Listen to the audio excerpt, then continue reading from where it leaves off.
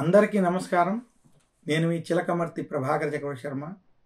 22 జనవరి 2024 సనాతన ధర్మాన్ని ఆచరించేటువంటి వారి అందరికీ కూడా ఈరోజు చాలా ప్రత్యేకమైనటువంటి రోజు.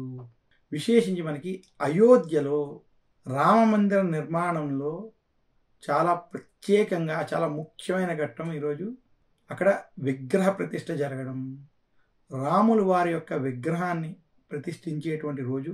విశేషించి జ్యోతిష్ శాస్త్ర ప్రకారం 22 జనవరి 2024 మేషలగ్నంలో విశేషించి అభిజిత్ ముహూర్తంతో కూడి ఉన్నటువంటి ఆ సమయంలో మృగశిర నక్షత్రంలో ఈ యొక్క ప్రతిష్ఠ జరగడం చాలా చాలా ప్రత్యేకం. అందులోనూ ఇది ఉత్తరాయణ పుణ్యకాలంలో, ఉత్తరాయణ సమయంలో ఈ యొక్క ప్రతిష్ఠ జరగడం చాలా విశేషం.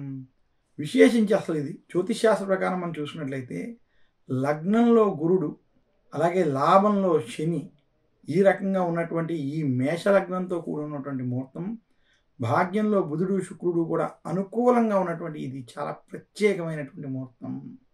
ఇలాంటి ముహూర్తంలో రాముల వారి యొక్క విగ్రహ ప్రతిష్ఠ జరగడం ఇది చాలా శుభ ఫలితాలను ఇస్తుంది.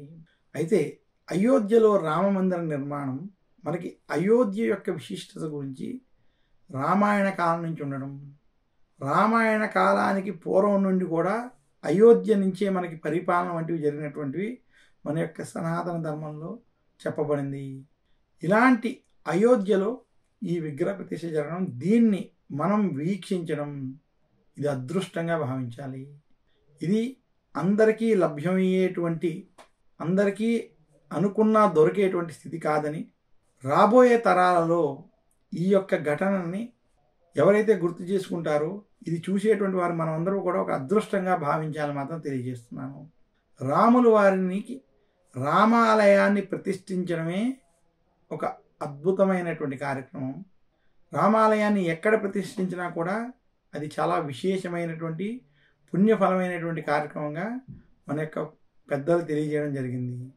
అలాంటి రామాలయాన్ని విశేషించి రాములు వారు జన్మించినటువంటి అయోధ్యలో బాలరాముడిగా రాముల వారిని విశేషంగా ప్రతిష్ఠించడం, ఈ కార్యక్రమాన్ని మన కళ్ళారా చూసుకునేటువంటి మహద్భాగ్యం మనకి కలగడం, అలాగే ఇది భారతదేశ ప్రధానమంత్రి చేతుల మీదుగా, నరేంద్ర మోడీ గారి చేతుల మీదుగా ఈ కార్యక్రమం జరగడం ఇది మన అదృష్టంగా భావించాలని తెలియజేస్తూ, ఈ కార్యక్రమాన్ని ప్రతి ఒక్కరూ కూడా ఖచ్చితంగా దర్శించాలని, ఇలా ఆ సమయంలో రామనామ జపం చేయాలని నేను ఆధ్యాత్మికవేత్తగా, చిలకమర్తి పంచాంగకర్తగా అందరినీ కోరుతున్నాను.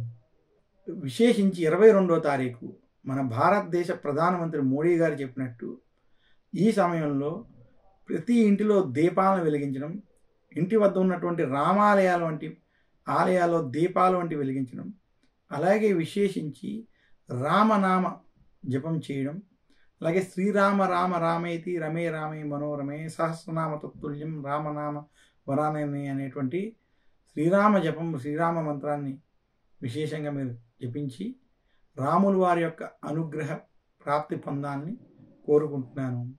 ఇదే కాకుండా అసలు మనకి మన జీవితంలో రాములు వారి యొక్క ఆయన నడిచినటువంటి నడక, ఆయన ఉన్నటువంటి విధానం, ధర్మాన్ని రామచంద్రమూర్తి ఏ రకంగా అనుసరించారో అది మన జీవితంలో అవలంబించుకొని ఆధ్యాత్మిక మార్గంలో ముందుకు వెళ్ళడానికి రామచంద్రమూర్తి కన్నా మనకి ఉత్తమమైనటువంటి అవతారం మరొకటి లేదు. కాబట్టి ఆయన్ని ఈరోజు 22వ తారీఖు ఆయనకి జరిగేటువంటి ఈ విగ్రహ ప్రతిష్ఠ ఏదైతే ఉన్నదో దీన్ని అందరూ మనం ఒకసారి చూసి ఆయన యొక్క అనుగ్రహం పొందాలని మాత్రం తెలియజేస్తున్నాను.